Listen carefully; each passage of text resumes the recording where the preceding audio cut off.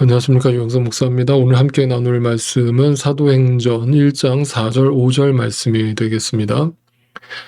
예수께서 사도들과 함께 잡수실 때에 그들에게 이렇게 분부하셨습니다. 너희는 예루살렘을 떠나지 말고 내게서 들은 아버지의 약속을 기다려라. 요한은 물로 세례를 주었으나 너희는 여러 날이 되지 않아서 성령으로 세례를 받을 것이다. 예수님은 부활하시고 제자들에게 나타나셔서 40일 동안 하나님 나라의 일을 가르치셨습니다.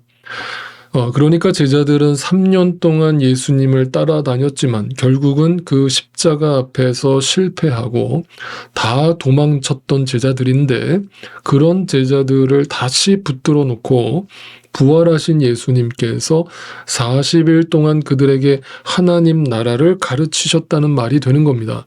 자, 이것은 뭘 우리에게 가르쳐 주느냐 하면, 진리를 알게 되고 믿어지는 것이 것에 있어서 시간이 중요하지 않다는 것을 보여줍니다.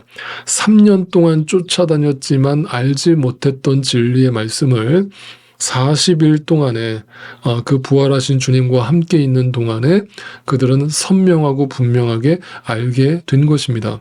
자, 그러면서 예수님을 오늘 읽은 본문 말씀에서 예수님께서는 이렇게 말씀을 하십니다. 약속하신 성령이 오실 때까지 기다리라고 말씀을 하시죠. 그때까지는 너희가 예루살렘을 떠나지 말라라고 분명히 말씀을 하십니다. 그렇다면 이 말씀을 하신 이유가 무엇이겠습니까? 그들은 지금 부활하신 주님을 만났고 3년 동안 들었던 말씀과는 비교할 수 없는 그 말씀과 그 말씀을 들으면서 마음의 확신과 그 믿음으로 충만한 상태가 되었습니다. 당장이라도 부활하신 주님을 증거하고 싶습니다. 그런데 예수님은 그런 제자들의 뜨거운 의지와 열망 앞에, 그 열심 앞에 당장 나가서 땅끝까지 가서 복음을 전하라 라고 말씀하시지 않고, 얘들아 기다려, 성령 하나님이 너희에게 오실 터이니 그때까지 기다려, 꼼짝하지 마, 이렇게 말씀을 하신 겁니다. 이것은 무엇을 반증합니까? 그만큼 성령님의 역사가 중요하다는 것을 보여주는 것입니다. 여러분, 왜 성령님이 우리에게 오셨습니까? 예수님은 육신으로 오셨기 때문에 제한된 지역에서만 우리와 함께 하실 수 있었습니다.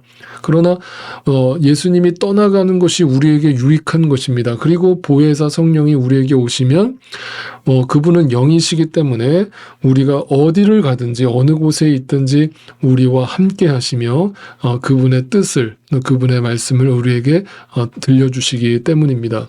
그래서 성령님의 역사가 중요하다는 것을 보여줌과 동시에 우리라고 하는 존재는 절대 믿을 수 없는 존재니까 그 성령 하나님의 도움이 없이는 절대로 이 길을 갈 수가 없을 테니까 가려고 하지도 말고 애쓰지도 말고 노력하지도 말고 떠나지도 마라. 성령 하나님이 오실 때에만 움직여라. 성령 하나님이 가르쳐 주시고 너희에게 힘을 주시고 지혜를 주시고 능력을 주실 때에만 움직이고 말을 해라. 그럴 때 하나님 나라가 너희를 통해서 선포될 것이다 라는 얘기를 들려주고 계신 겁니다. 여러분 기억하십시오. 성령을 받지 않고서는 그리스도의 일을, 사역을 감당할 수 없을 뿐만 아니라 그리스도인일 수도 없는 겁니다. 그럼 또 이렇게 얘기하면 이제 소위 말하는 이제 신비주의적인 말씀을 가르치는 분들은 성령을 받아야 된다. 성령을 받을 때까지는 진짜 믿는 사람이 아니다. 뜨거운 신앙생활을 못한다. 이렇게 주장을 하시는데, 여러분 성경은 그렇게 말하지 않습니다. 성령 하나님은 언제 우리에게 오십니까? 네, 우리가 예수 그리스도를 구세주로 인격적으로 모셔드릴 때, 믿어질 때 그 순간에 우리 안에 성령 하나님이 임재하여 계시는 것입니다. 그래서 그때부터 우리는 하나님의 성전이 되는 겁니다. 우리가 하나님의 교회가 되는 것입니다. 여러분 안에, 여러분이 정말 예수 그리스도를 믿으셨다면 여러분 안에 성령 하나님이 계시는 겁니다. 그런데 오늘날도 많은 신자들이 예수를 믿으면서 그 성령의 계심조차 알지 못할 뿐만 아니라 또한 그 성령의 역사라고 하는 것이 어떻게 나타나는가, 자신이 원하는 방향으로 신비적인 방법으로 나타나서 아주 그 성령님의 역사를 막연하게 추상적으로 이해하는 경우가 너무나 많다라고 하는 사실입니다. 그리고 그 성령 하나님의 역사를 어떤 단순히 수호천사와 같은 개념으로 하나님이 나를 지켜주시는 어떤 증표 정도로 여기는 경우가 허다합니다. 다 잘못된 성령론이고 잘못된 성령에 대한 이해인 것이죠. 그러나 그것은 성령 하나님을 전혀 모르는 사람들이 그렇게 주장을 하는 것입니다. 왜 부활하신 예수님께서 제자들에게 성령이 오시기 전까지 움직이지 말라고 하셨는지를 다시 한번 곰곰이 생각해 보시기를 바랍니다. 그 성령 하나님은 우리 안에서 어떤 역사들을 일으키시는가? 그 성령 하나님이 우리에게 오시면 하나님의 말씀을 깨닫게 하시며 또한 그 말씀을 날마다 생각나게 하시며 또한 그 말씀을 분별하게 하십니다. 그래서 성령의 충만함을 받는 것은 곧 말씀의 충만함을 경험하는 것입니다. 그 말씀의 충만 속으로 나를 이끌어갈 때 나는 주님의 교회로서 하나님이 나에게 맡겨주신 그 사명을 온전히 감당할 수 있게 되는 것입니다. 여러분, 성령님은 나의 일을 그저 돕는 분이 아니라 우리로 하여금 이 연약하고 부족한 연약한 우리를 통하여 하나님의 일을 하게 하시는 분입니다. 우리가 이것이 믿어지고 이것을 우리가 마음속에서 확증할 때에만 그 성령 하나님과 동행하게 되는 것이고 그 성령 하나님의 역사를 경험하게 될 것입니다.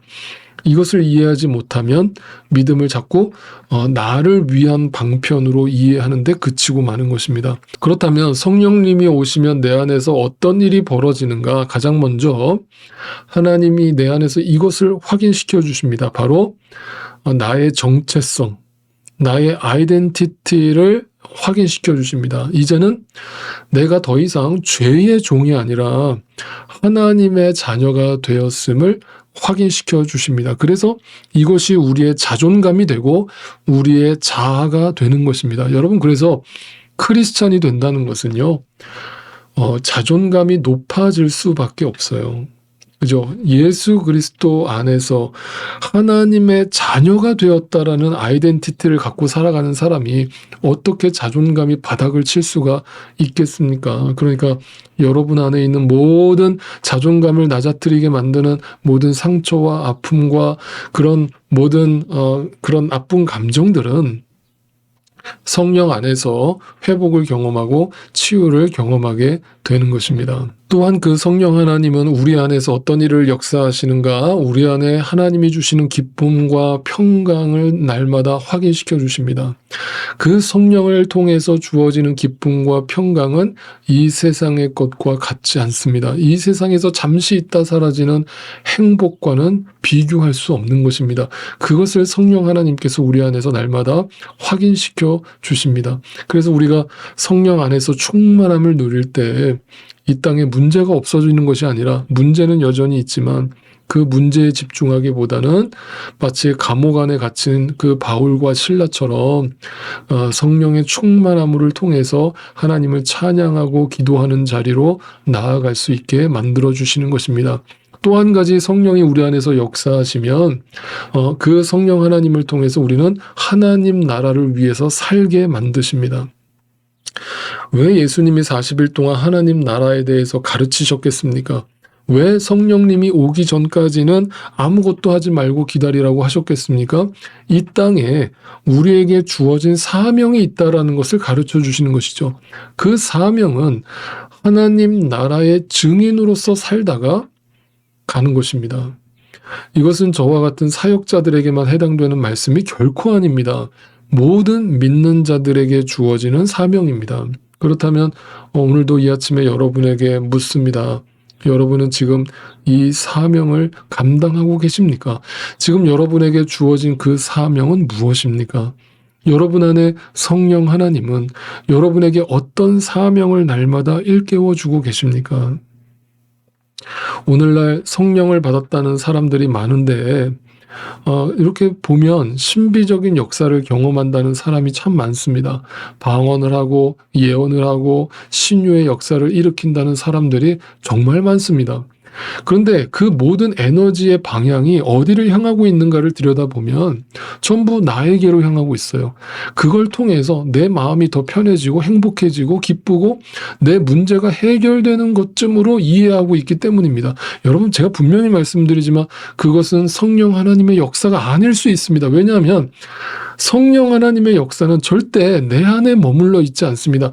하나님의 일을 보게 하시고 하나님의 일을 하게 하십니다. 사명을 주시고 그 사명을 이루어가게 하십니다. 그래서 성령을 세례라고 표현한 것은 예수님이 이 땅에 오셔서 세례를 받으신 것처럼 그 세례라는 것은 예수님이 앞으로 가셔야 할 길을 보여주시는 장면인 것이죠. 그러므로 성령을 받았다는 것은 신나고 즐거운 일이 아닙니다.